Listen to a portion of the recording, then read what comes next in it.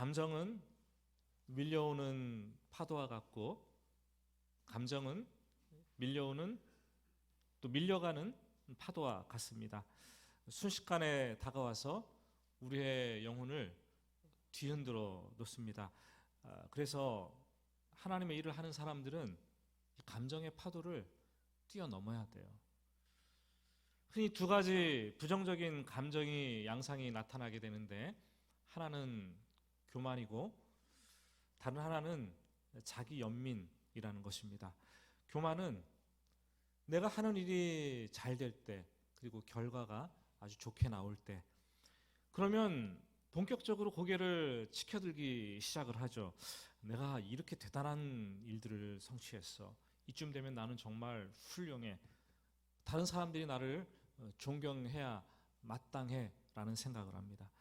목사도 마찬가지예요. 교회가 조금 부흥되고 성장하면, 사역의 열매가 맺혀지면 우쭐할 수 있어요, 여러분.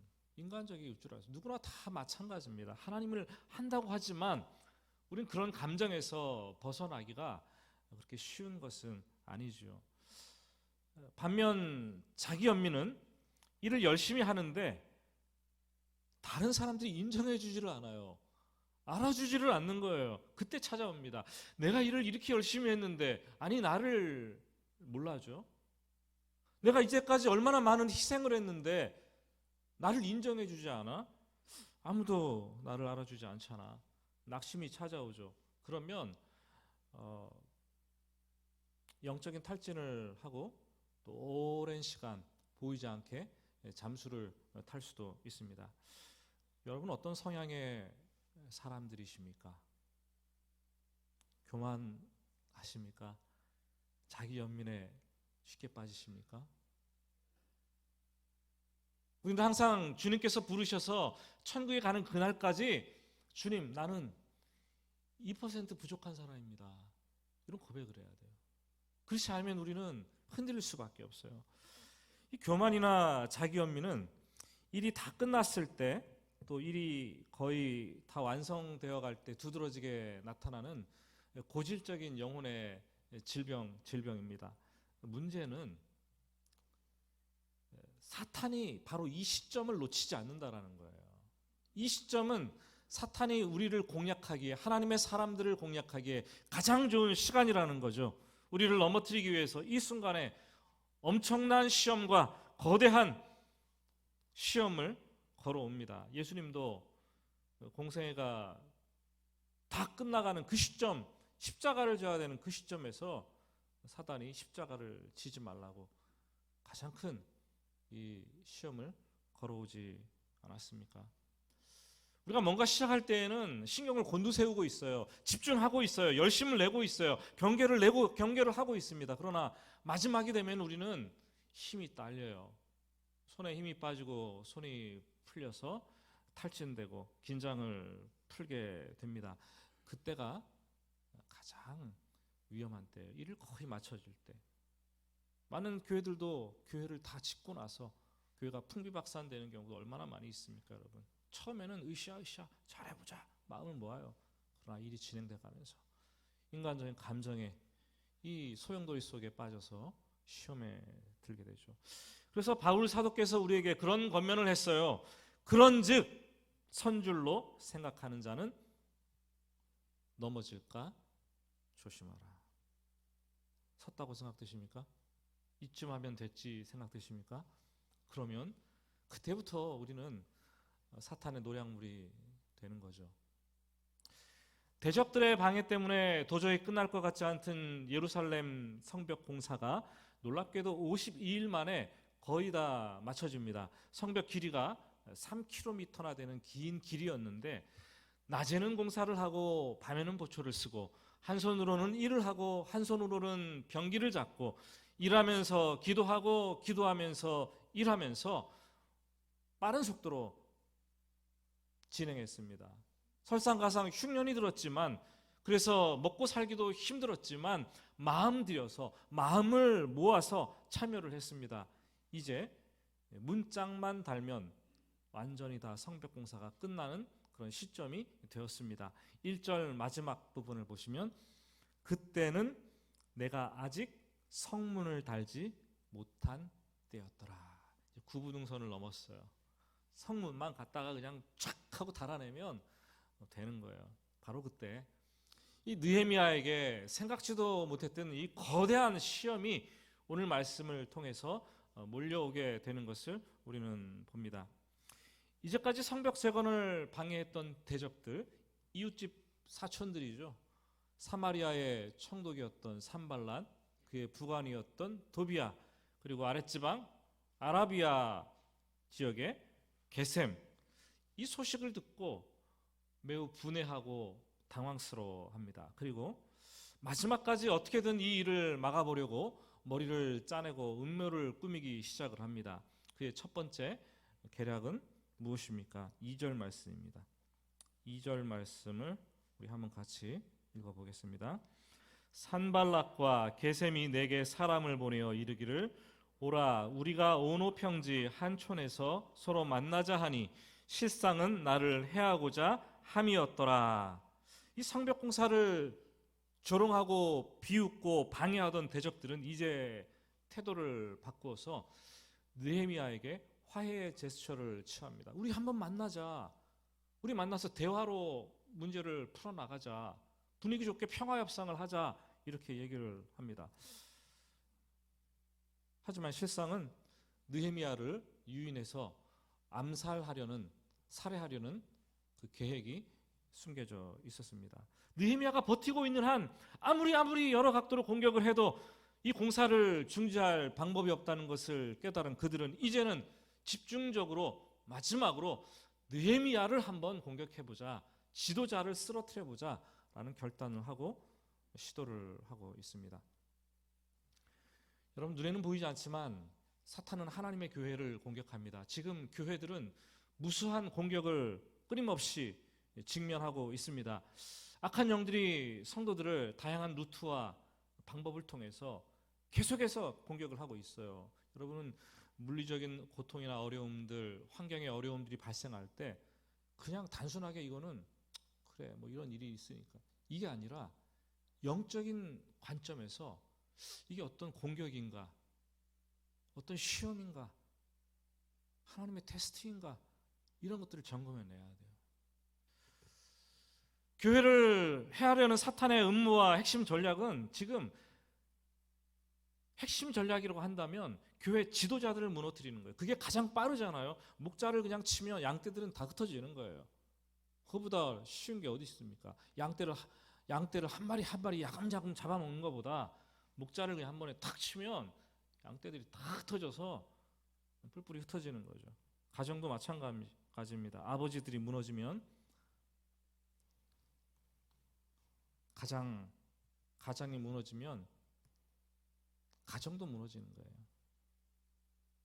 그래서 가정에서 아버지들은 무슨 일이 있어도 끝까지 버텨내야 되는 거예요. 그게 아버지의 몫인 거예요. 아니, 아버지의 자리가 그렇고 아버지의 이 사명이 그런 거예요. 그 자리가. 담대하시기 바랍니다. 공동체 리더와 지도자들의 약점을 찾아내서 공격하는 것이 이 교회를 무너뜨리는 가장 효과적이고 손쉬운 방법입니다. 미국에 가면은 교회에 간판을 내걸었는데 정식으로 사탄교회, 세이튼 처치라는 이런 교회가 있습니다. 캘리포니아주 샌프란시스코에 가면은 이 세계 사탄교회의 총본부가 거기에 있는데요. 그곳에서는 매일 주일이 되면 우리와 같이 예배를 드립니다. 사탄에게 경배와 찬양을 드리고 숭배하죠.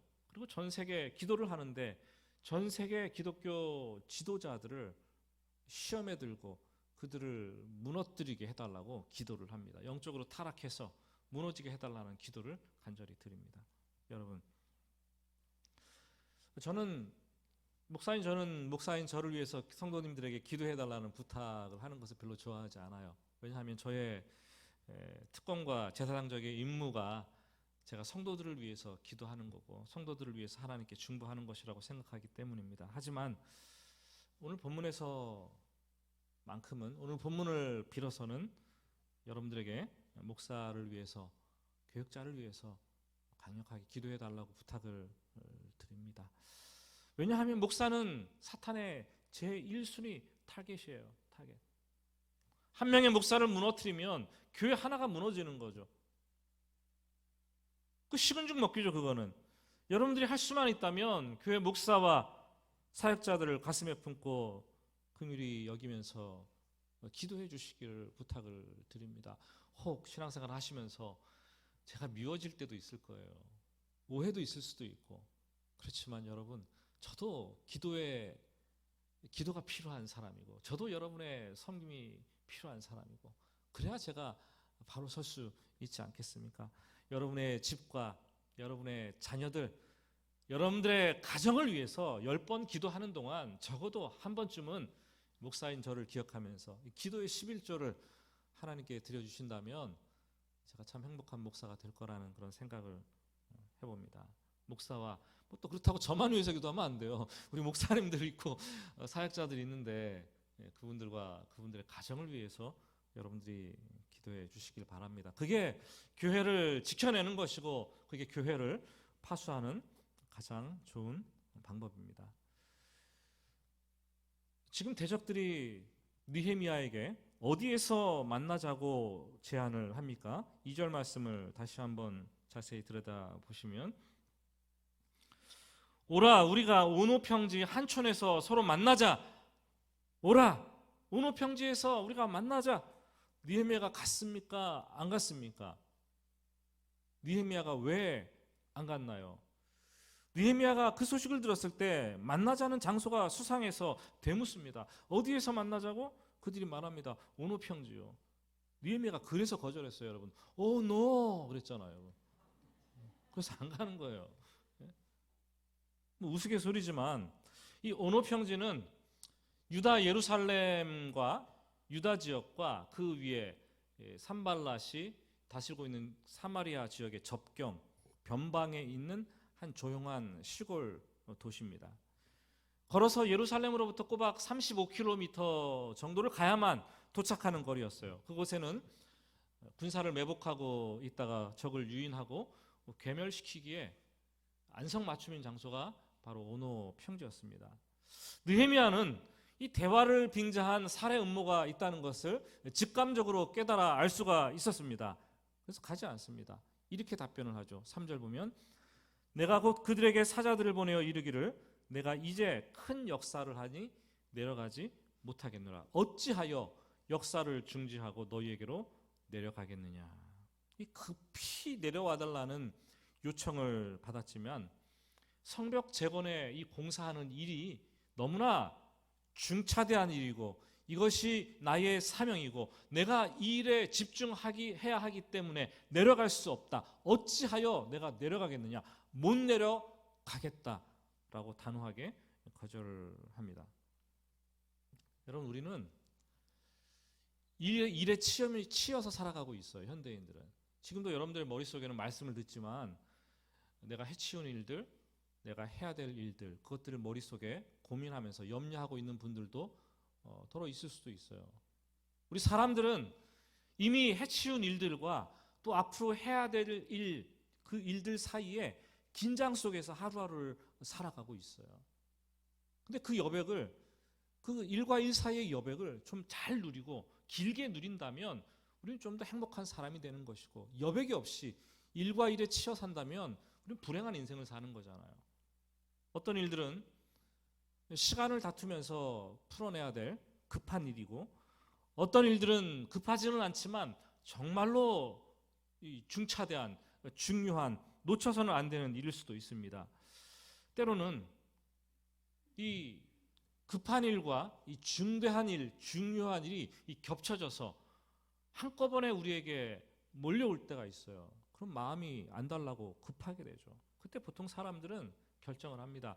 급한 일이니까 이 급한 일부터 빨리 처리하는 것이 맞다고 생각하고 움직입니다. 왜요? 급한 일이니까. 그런데 그리스도인들의 시간 관리 원칙은 그렇지 않습니다. 중요한 일을 먼저 하고 급한 일을 미루라는 거예요. 한번 따라서 해봅시다. 중요한 일은 먼저 하고 급한 일은 미루라. 그럼 시간이 지나면 알겠지만 대부분의 급한 일들은 오히려 조금 더 여유를 가지고 시간을 두고 차분히 살펴보면서 풀어내야 될 문제라는 거죠. 급한 일이라고 해서 급하게 처리하면 그때 이제 탈이 나는 거예요. 급한 일을 처리하느라고 정말로 중요한 일을 미루고 그것을 지금 당장 하지 못한다면 그것은 가장 큰 손해죠. 우리 그리스도인들에게 중요한 일이 무엇입니까? 기도하는 거죠. 하나님의 말씀을 읽는 시간이 얼마나 중요합니까? 그런데 우리는 급한 일들이 다가오면은 급한 일들을 처리하기 위해서 이 중요한 기도하는 시간을 빼먹습니다. 하나님의 말씀을 읽고 묵상하는 시간을 우리는 지킬 수 없게 됐다라고 얘기를 합니다. 우리는 급한 일에 밀리면 이 중요한 기도하는 시간, 하나님의 말씀을 읽는 시간을 항상 지킬 수 없어요. 급한 일은 항상 있게 마련해요. 급한 일이 없을 때가 있습니까? 항상 다가오는 거예요. 이 급한 일보다 중요한 일이 먼저예요. 아무리 일이 급해도 하나님의 말씀을 중요하게 여기고 우선순위를 둔다면 급한 일들도 차근차근 차분하게 처리할 수 있는 거예요. 여러분, 요새 급한 일이 너무 많아서 기도를 못합니다. 새벽 기도를 쉽니다. 급한 일이 너무 많아서 내가 말씀을 요새 못 읽고 있어요. 시간 사용 순위가 잘못된 거예요. 그런 사람들은 항상 급하게, 평생을 급하게 사는 거예요. 급하게 살다가 급행 열차를 타고 천국에 갈 수도 있어요. 잘못하면. 여러분, 예수 믿는 사람답게 중요한 일을 해나가면서 좀 우아하게, 좀 넉넉하게 다른 사람들이 볼 때 여유를 가진 삶처럼 그렇게 살아낼 수 있기를 주님의 이름으로 부탁합니다. 급한 일이 있다고 해서 허둥지둥하지 마시고 중요한 일을 먼저 하시기 바랍니다. 오노 평지에 긴급한 일이 나를 오라고 자꾸만 손짓하는 거예요. 빨리 와라, 빨리 와라. 우리가 대화하자. 이게 너무나 급한 일이다. 그렇게 해도 느헤미야처럼 이 성벽을 쌓는 일이 중요한 일이다. 어찌 내가 이 중요한 일을 내버리고 포기하고 급한 일을 하겠느냐. 하나님께서 맡겨주신 이 일을 내가 정말 먼저 해야 된다. 오노! 이렇게 대답을 하고 중요한 일을 거절하고 할 수 있기를 부탁을 드립니다. 그렇다고 해서 대적들이 쉽게 물러나겠습니까? 대적들은 쉽게 물러나지 않아요. 4절 말씀을 보시면 그들이 4번이나 이같이 내게 사람을 보내되 나는 꽃같이 대답하였더니 한 번이 아니라 4번이나 긴급하게 요청을 합니다. 내려와서 만나자. 사람을 보내서 오노 평지에서 만나자는 제안을 4번이나 하는데 여러분, 같은 요청을 계속해서 반복하면 그 요청을 듣는 사람의 마음은 약해질 수밖에 없어요. 이렇게 요청하는데 들어줘야 되지 않나 생각이 드는 거죠. 그렇지만 오늘 말씀을 보면은 4절 보면 그럴 때마다 느헤미야는 꼭 같은 말로 대답했대요. 꼭 같은 말로 거절을 했다는 거죠. 나는 큰 역사를 중지하고 내려가지 못하겠노라.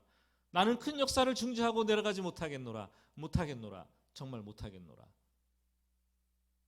자꾸 반복되는 이 상황이 되면 똑같이 대답하기가 쉽지 않습니다. 그래서 사람들은 말을 바꾸게 되죠. 그런데 말을 바꾸다가 그 말에 허점이 생기게 되고 올무에 덜컥 걸려들게 됩니다. 거절하려면 처음부터 끝까지 일관성 있게 꼭 같은 말로 대답해야 하는 거죠. 예전에 그 어려운 일을 당할 때 신문사에서 기자가 나와 인터뷰를 한 적이 있습니다. 그런데 기자가 나오면 질문을 해요. 그럼 대답을 해야 되잖아요. 원치 않는 방문이었는데 질문에 답을 했음에도 불구하고 자꾸 똑같은 질문을 반복하는 거예요. 그래서 왜 그러지 하고 눈을 이렇게 치켜뜨고 이 사람이 왜 이러지 하고 봤습니다. 바라보면서 그래도 답은 정해진 답은 하나니까 같은 대답을 반복해서 했습니다. 몇 번을 계속 묻는 거예요. 그러니까 좀 더 부연 설명을 한다고 다른 말로 대답을 했어요. 그런데 나중에 기사를 보고서 알았어요. 내 의도하고는 전혀 다른 단어, 그 왜곡된 내용이 실려 있다는 걸 봤습니다. 기자는 자신이 원하는 답을 얻기 위해서 계속 질문하고 어느 순간 조금 말을 바꿔야지 하고 이렇게 다른 말을 하면 허점을 찾아서 파고듭니다. 여러분, 여러분의 말이 진실이라면 10번을 물어도 똑같이 대답하시기를 바랍니다. 예면 예고, 아니면 아니요라고 분명히 말하십시오, 여러분.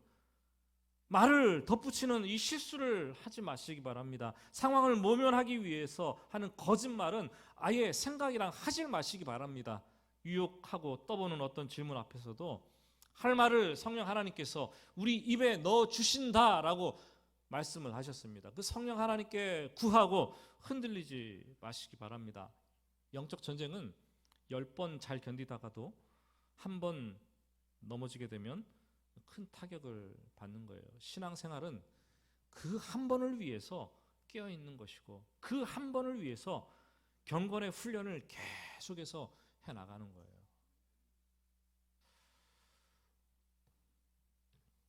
오절 말씀을 보시면 산발랏이 이제 5번째는 다른 방법을 사용하죠. 그 종자의 손에 봉하지 않은 편지를 들려 내게 보냈는데, 당시 공식 문서를 보낼 때는 파피루스나 가죽판에 써서 글을 써서 둘둘 말아서 비단 가방에 담아 가지고 전달했습니다. 물론 편지를 쓴 다음에 봉투에 담을 때에는 날인을 하고 인봉을 밀랍 같은 걸로 인봉을 했겠죠. 왜냐하면 전달하는 과정에서 혹시 전달하는 사람이 궁금하잖아요. 내가 먼저 보고 한번 집어넣지 하고 볼 수도 있고, 아니면은 제3자가 그것을 또 전달해갖고 보고 전달할 수도 있잖아요. 그것을 방지하기 위해서 이 인봉을 했습니다.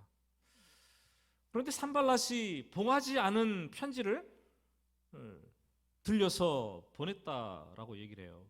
그 이유는 이 편지의 내용이 사람들에게 그냥 다 노출되고 소문이 나서 전달되기를 원했던 그런 속셈이 있는 거죠. 6절과 7절 말씀은 봉하지 않은 편지에 내용이 기록되어 있습니다. 첫째는 느헤미야가 성벽 재건 공사를 해서 왕이 되려는 속셈이다, 이런 내용으로 쭉 글을 쓰는 거예요. 둘째는 선지자들을 세워서 느헤미야가 이미 자신이 왕이라는 것을 선포했다, 이런 거짓말이 어디 있습니까? 그 당시에 선지자가 학계 아니면 스가랴였을 건데 이런 거짓 모함과 음모를 꾸미고 편지의 내용을 기록했습니다. 그 6절 말씀을 보면 이방인 중에도 이런 소문이 있는데 가스무가 그렇게 말을 했다, 내가 들었다, 이런 글을 그 내용에 담아 놓았습니다. 가스무라는 사람이 누구입니까? 가스무가 누구에게 산발랏을 도와서 이런 악성 루머를, 거짓 소문을 퍼뜨렸습니까? 이 가스무는 산발랏과 도비아를 도와서 느헤미야 공동체를 계속해서 공격했던 아라비아의 왕 지도자 게셈이었어요. 게셈의 아라비아식 그 발음이 가스무예요. 가스무. 우리도 이렇잖아요. 우리도 밥 먹었습니까? 다른 말로 밥 먹었습니까? 물을 수 있잖아요. 게셈도 게셈, 가스무 이렇게 되는 거예요. 발음이, 방언이 달라서. 악성 루머, 거짓 소문을 생산해내기 시작을 합니다. 만일 페르시아 왕이 이 소문을 듣고 그의 귀에까지 들어갔다면 아주 느헤미야는 치명적인 그 위기를 맞이할 수 있었을 것입니다. 과거 16년 전에도 바로 이전 아닥사스다 왕에게도 거짓 고소장을 올려서 이 성벽 재건 공사를 못하도록 막았던 사람들이 바로 이 장본인들이 이 사람들이었어요. 이게 또다시 그 일을 하려고 하는 거죠.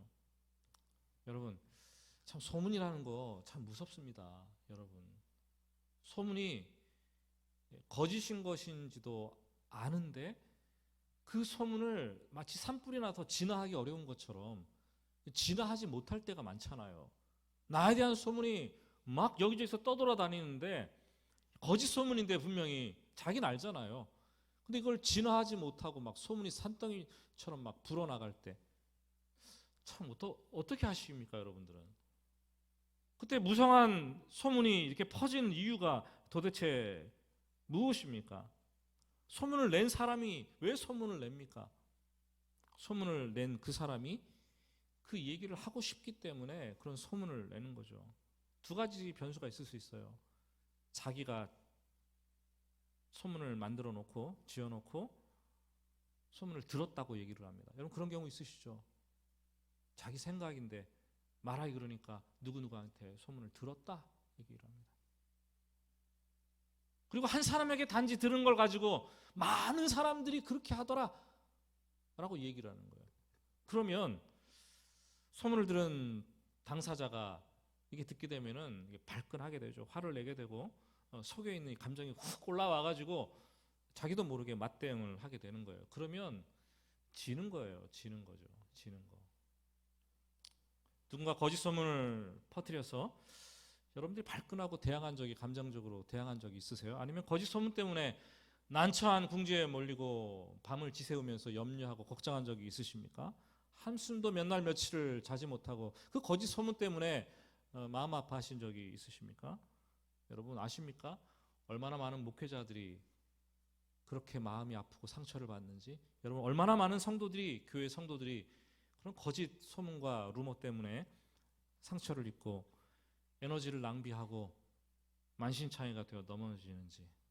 세상뿐만 아니에요. 세상의 공적인 사람들과 연예인들이 그 거짓 소문 때문에 하루가 멀다 하고 줄지어서 목숨을 끊어버리지 않습니까?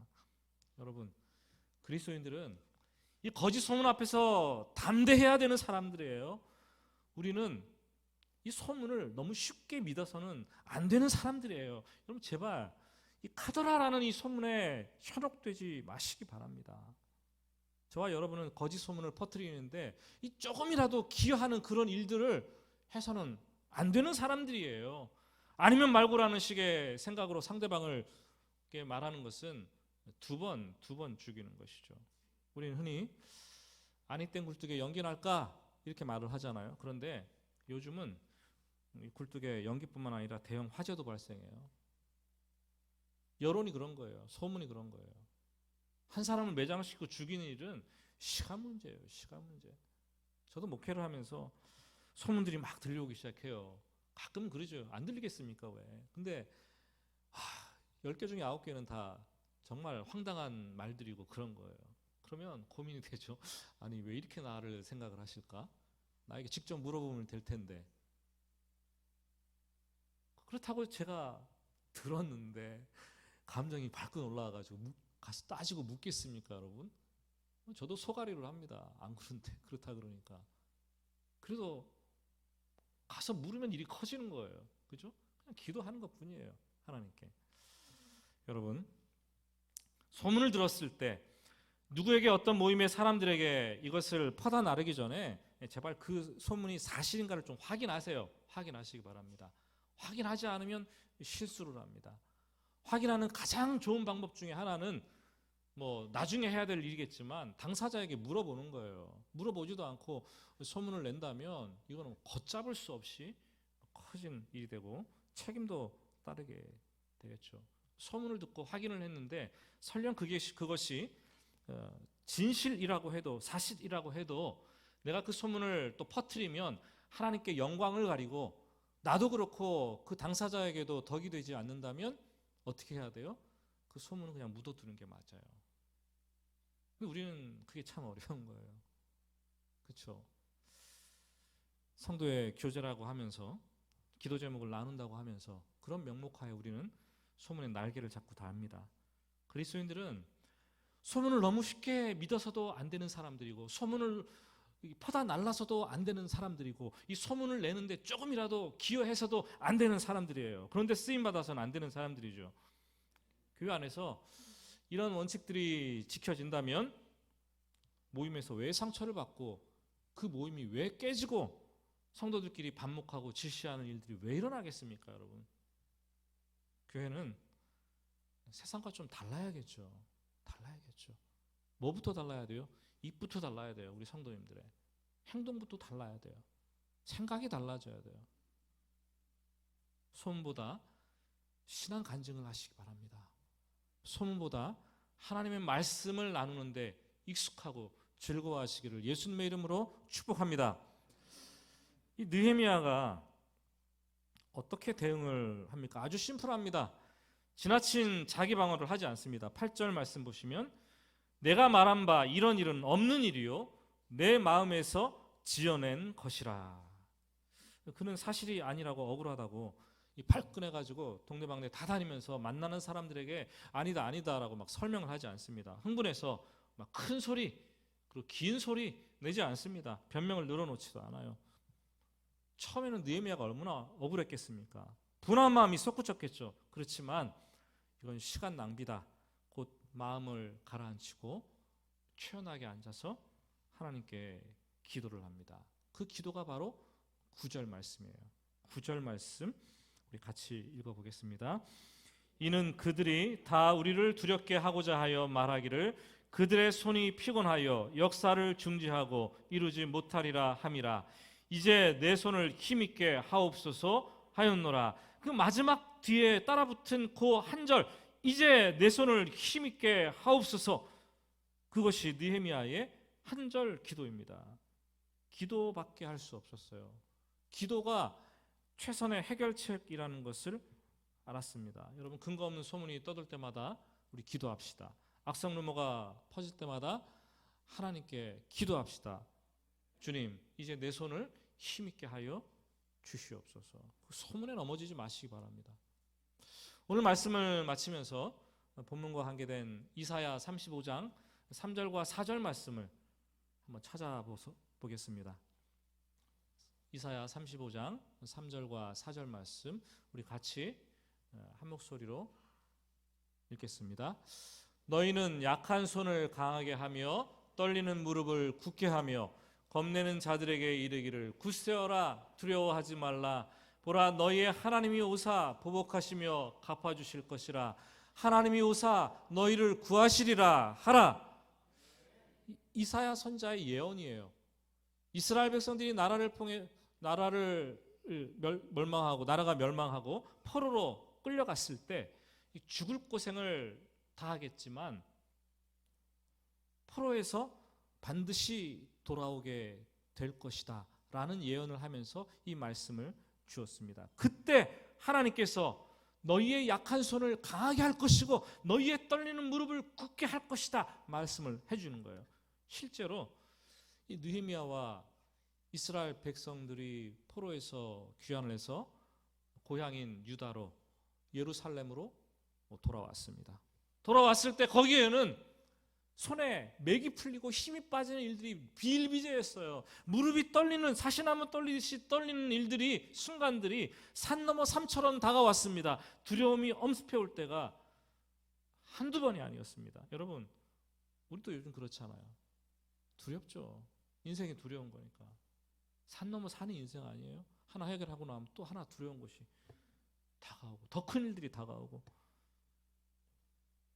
그래서 우리는 어떨 때는 손을 부지런히 움직여서 일을 해야 되는데 그냥 손을 탁 풀어버립니다. 에이, 될 대로 되라, 못하겠다. 맥이 풀리는 거죠. 힘이 빠지고 의욕을 상실합니다. 때로는 무릎이 떨려서 더 이상 버티고 설 수가 없을 때도 있어요. 걸어갈 수도 없고 달려갈 수도 없고 주저앉아 있을 때밖에. 인생의 무거운 짐을 지고 가는데 이 짐에다가 깃털 하나라도 탁 더해지면 쓰러질 것 같은, 도저히 못 일어날 것 같은 그런 순간이 다가옵니다. 여러분, 직장에 더 이상 버티지 못하고 사표를 내고 싶을 때가 있죠. 정말 고통스러워서 가정을 그냥 깨고 박차고 나가고 싶을 때도 있고, 사역도 그만 섬기는 것도 내려놓고 싶을 때가 있죠. 버티림이 없죠. 그러나 그때 낭망하고 포기하지 마시기 바랍니다. 우리 손에 힘을 불어넣어 주시는 분이 있습니다. 그분이 누구예요? 여호와 하나님이시에요. 우리의 무릎을 굳세게 만들어 주신 분이 여호와 하나님이십니다. 모든 상황과 문제를 뛰어넘어서 우리의 손을 힘있게 주님께서 붙들어 주실 것입니다. 그런 은혜가 여러분들에게 있어지기를 주님의 이름으로 축복합니다. 우리 같이 찬양하고 기도하겠습니다.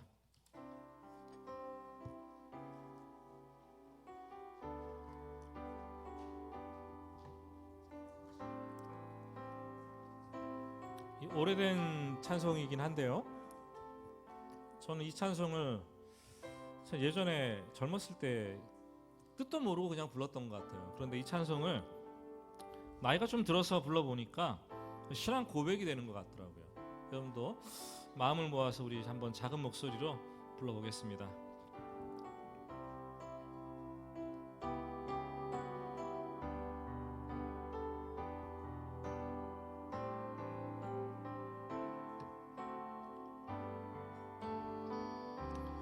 나의 힘이 되신 여호와여,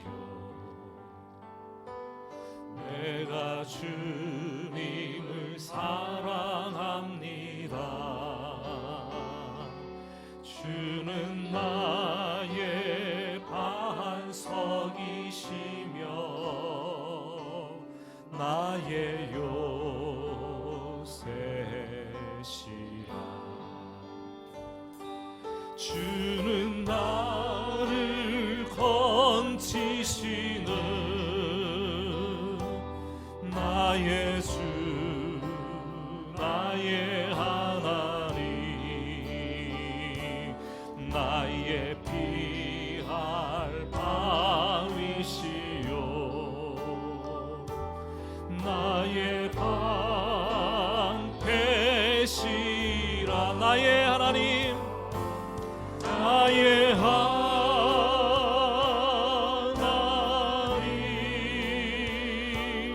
나의 하나님,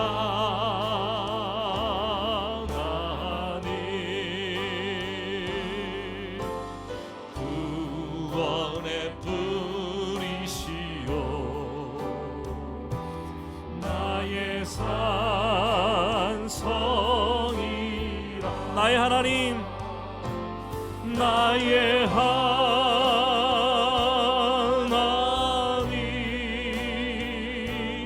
나의 하나님,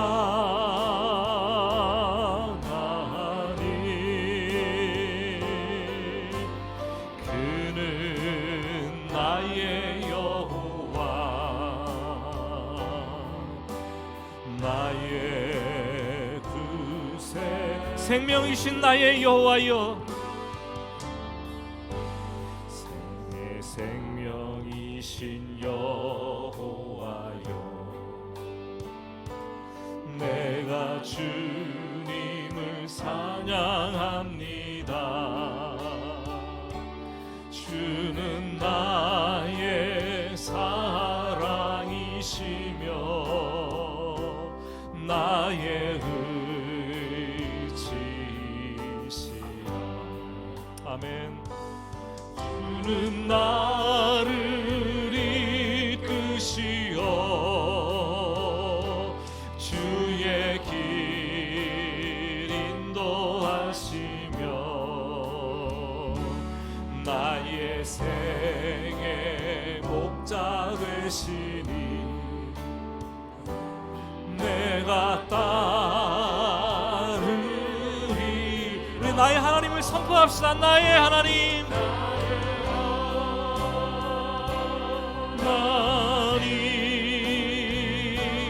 나의 하나님, 생명의 원루가 이로 내게 관시우셨네. 생명의 면류관으로 내게 세우소. 나의 하나님, 나의 하나님,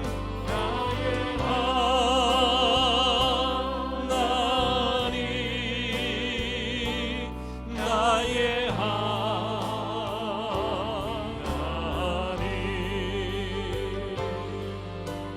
그는 나의 여호와,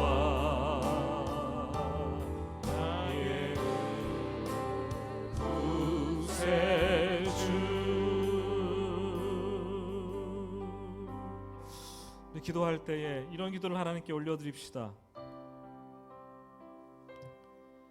지도자들은 작던 크던, 그 공동체가 크던 작던 고독하고 외로운 거예요. 가정의 아버지들, 가정의 남편들을 위해서 기도합시다. 아내들이 모르는 것들이 있고 자식들이 모르는 것들도 있을 거예요. 교회 영적 지도자들을 위해서 기도합시다. 여러분들이 모르는 것들이 또 있겠죠. 나라의 대통령을 위해서 기도합시다.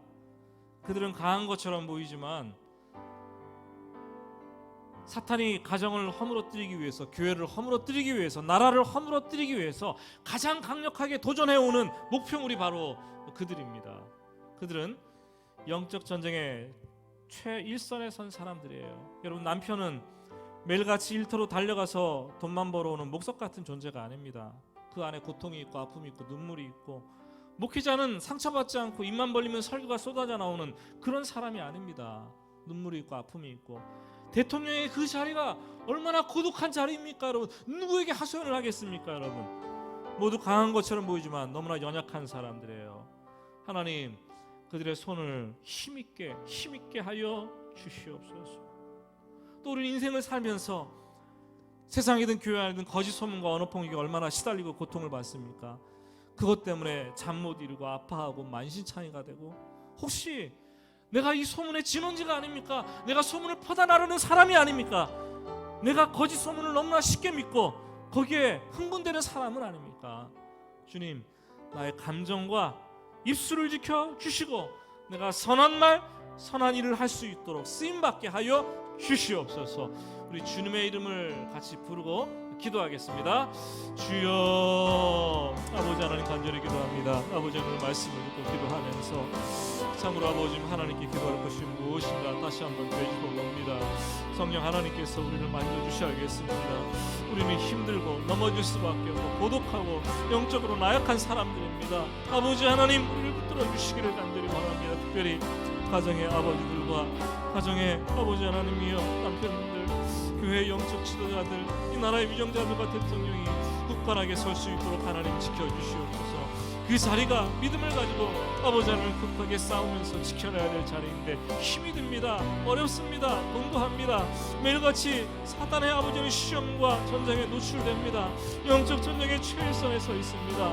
하나님 아버지, 기도하오니 아버지의 손을 힘있게 하여 주시옵소서. 하나님 강하게 하여 주시옵소서. 하나님 아버지, 거짓 소문에 노출되지 않게 하시고 거짓 소문이 우리를 넘어뜨리려고 할 때 우리가 넘어지지 않도록 하나님 도와주시기를 간절히 원합니다. 혹시 우리가 거짓 소문의 제조기가 되어서 아버지의 포단 나르고 사람들을 넘어뜨리기 위해서 쓰임받는 존재가 되지 않았습니까? 하나님, 입을 다스릴 수 있도록 도와주시고 입술에 파수꾼을 붙일 수 있도록 하나님 도와주시며 아버지 하나님의 영광을 위해서 선하게 쓰임받는 일꾼 될 수 있도록 주님 인도하여 주시옵소서. 주님 함께하여 주시기를 원합니다. 우리 마음에 우리의 심중에 주신 주의 말씀 우리가 가슴에 붙잡고 나아갈 수 있도록 주님 도와주시옵소서. 성령께서 역사하시게 하여 주시기를 간절히 원합니다. 주여 함께하여 주시옵소서.